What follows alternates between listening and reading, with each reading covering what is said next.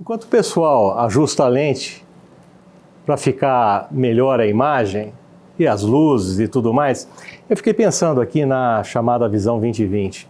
Em novembro do ano passado, 2019, conversando com um colega, um amigo, ele disse, eu falei para ele das minhas preocupações para o ano 2020, ele disse, poxa, tenha a Visão 2020, eu não sabia que era isso.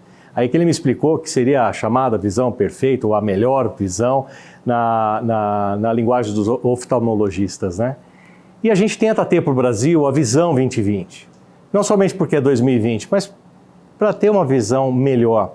Só que nós iniciamos o ano de 2020 atemorizados. Eu diria, primeiro, o próprio advogado.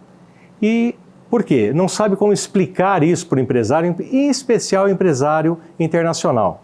Tivemos uma decisão pelo Supremo Tribunal Federal o ano passado, final do ano passado, de algo interessantíssimo. Parênteses. Quando você deixa de informar o fisco determinados faturamentos, receitas, talvez por um erro, talvez por um desconhecimento ou desinteresse, ali realmente nós temos uma figura muito complicada que pode chegar de uma forma muito ágil à figura dolosa de um crime. Porque você deixou de prestar as informações necessárias para que o fisco recebesse, calculasse os seus impostos e visse que você estava recolhendo os seus impostos corretamente. Só que nós não estamos falando disso, nós estamos falando de uma coisa que inovou, e eu diria, de forma negativa para o próprio Brasil, que tem os empresários sufocados por N coisas, inclusive tributárias o tempo todo, pela dificuldade, pelo custo, e o empresário internacional cria uma desmotivação ainda maior para ele. Por quê?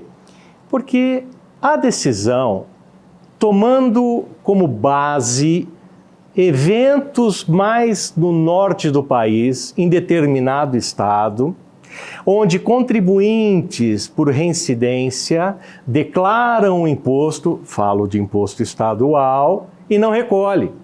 E eles ficam nessa rotina, até citaram números na casa de 5, 6 bilhões de reais de não recolhimentos por pessoas que estão declarando e não recolhem.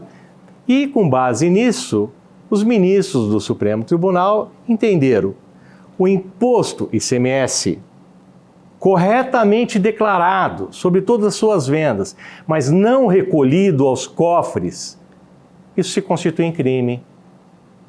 Parece uma decisão simples, mas traz um contexto muito complicado. Significa dizer o seguinte, uma conta simples, se eu, empresário, forneço para uma determinada cadeia, segmento, área, e esse alguém, o único meu cliente, não me paga, e aquilo foi o meu faturamento integral, mês de janeiro, mês de fevereiro, e eu continuo fornecendo porque eu estou desesperado para que ele pague dezembro que ele não pagou ainda, e o fisco entra na minha empresa e diz, você está registrando as vendas, está declarando as vendas, está declarando o imposto devido, mas não recolheu? Crime. Então, vamos falar de prisão agora. Isso, para mim, é uma inconsistência muito grande. É um elemento hoje que vai, sim, afastar os empresários internacionais, sim, amedrontou mais ainda os nacionais. Isso traz uma consequência enorme, e não somente nos grandes, é no pequeno, que é o mais desprovido. Então, ninguém, em sã consciência, consegue entender como é que foi essa interpretação. E digo mais, com bastante seriedade. Aquele estado mencionado lá no Supremo Tribunal, onde existe o empresário, entre aspas, caloteiro, pode ser que ele não tenha os recursos para pagar, mas pode ser aquele que não pague. A minha pergunta é muito simples, por que o Estado, aquele Estado, o governo estadual, não está agindo já contra ele, fazendo as cobranças, executando, que nós sabemos que a execução traz garantias ao Estado? Por que não há motivação daquele Estado em fazer a cobrança daqueles contribuintes? Enquanto os demais estados você tem um nível de pessoas corretas trabalhando, e corretas que eu digo, é o fato de registrar a venda e pagar, ou registrar a venda e em algum momento pagar os impostos pela falta do cash flow. Então, você não pode pegar um fato isolado de um determinado estado, onde deveria se colocar a responsabilidade em cima do governo estadual por estar permitindo aquela maneira de comportamento dos contribuintes e estender para os demais estados e distritos da União.